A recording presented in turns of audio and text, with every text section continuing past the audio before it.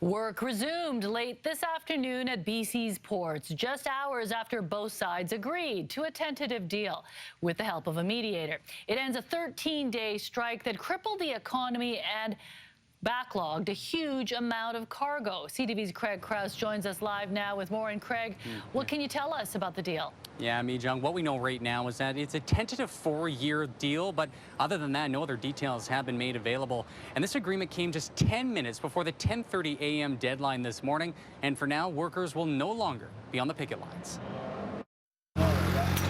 Tearing down and packing up. Oh, where do you want the signs? After 13 days on the picket line, thousands of BC port workers and their employer have seemingly come to a tentative agreement to end their strike.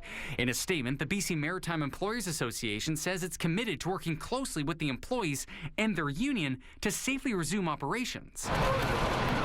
This comes as calls intensified for Ottawa to intervene, resulting in the Labour Minister invoking statutory powers, instructing a federal mediator draft the terms of a recommended settlement. On Thursday, the employer said it was instrumental in achieving a tentative agreement, but the damage has already been done.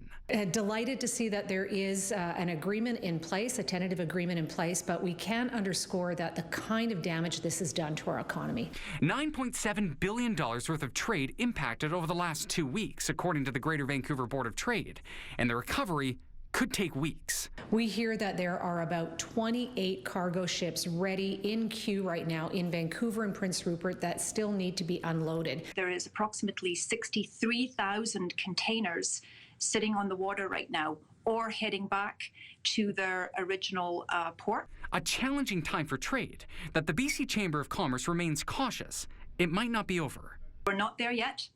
The deal hasn't been closed.